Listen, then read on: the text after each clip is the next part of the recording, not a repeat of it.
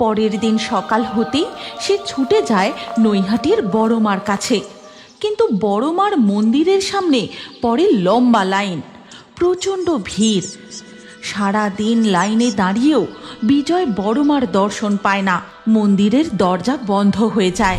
কেশবপুর নামে এক গ্রামে সুজয় আর বিজয় দুই ভাই ছিল। তাদের বাবা মা মারা যাবার পর থেকে বিজয় তার দাদা বৌদির কাছেই থাকত।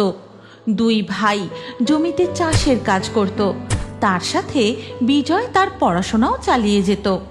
একদিন সকালে, কি রে বিজয়, হলো তোর? তাড়াতাড়ি চল, আজ জমিতে অনেক কাজ আছে। হ্যাঁ দাদা, আমি একদম তৈরি, চলো।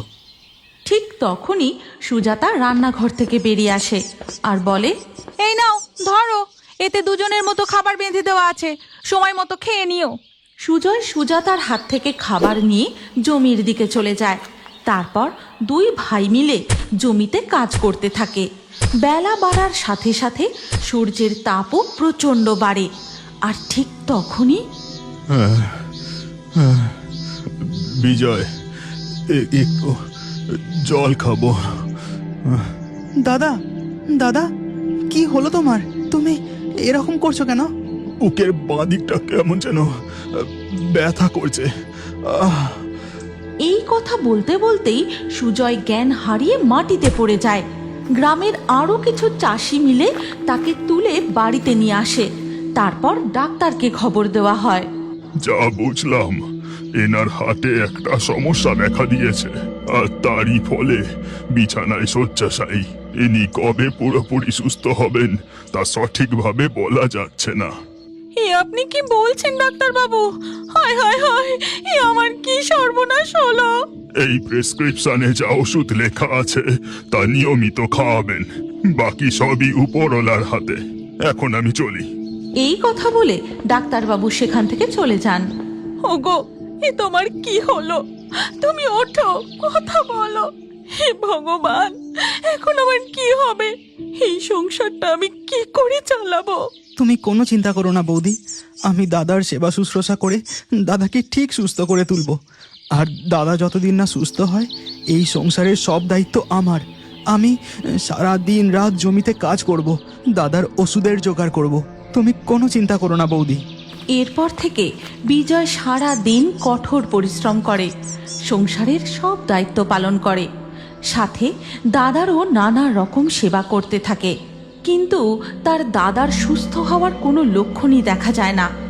একদিন জমি থেকে ফেরার সময় পাড়ার চায়ের দোকানে বিজয় শুনতে পায়, কি বলছিস কিরে রতন? নৈহাটির বড় মা এত জাগ্রত? হ্যাঁ রে, শুনেছি মন থেকে কেউ মাকে ডাকলে তার মনস্কামনা ঠিক পূরণ করে। বড় মা কাউকে খালি হাতে ফেরায় না।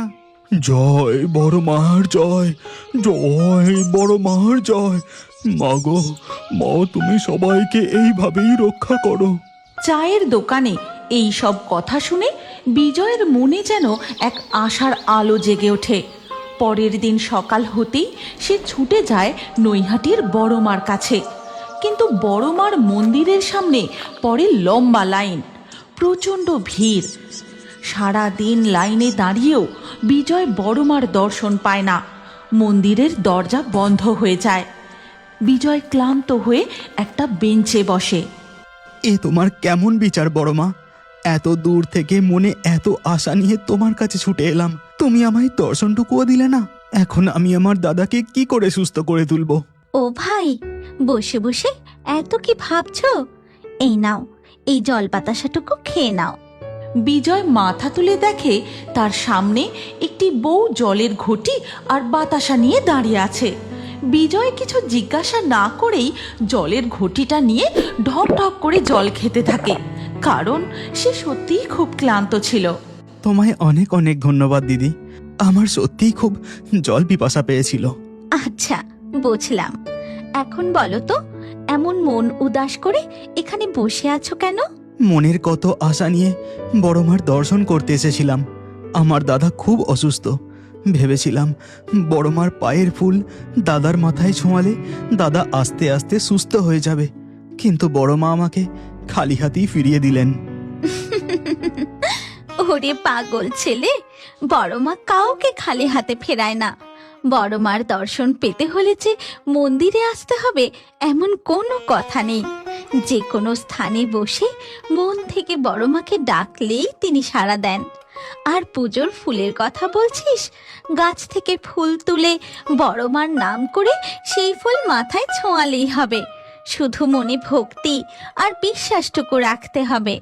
এই কথা বলেই বউটি পাশের একটি গাছ থেকে একটা জবা ফুল তুলে নিয়ে বিজয়ের হাতে দেয়। এই গল্পের পরবর্তী পর্ব যদি তোমরা দেখতে চাও তাহলে কমেন্টে নেক্সট পার্ট অবশ্যই লেখো। আর আমাদের ফেয়ারি টুনস বাংলা ফেসবুক পেজটি এক্ষুনি ফলো করে নাও। এই গল্পটি ভালো লাগলে লাইক দিয়ে শেয়ার করে দাও।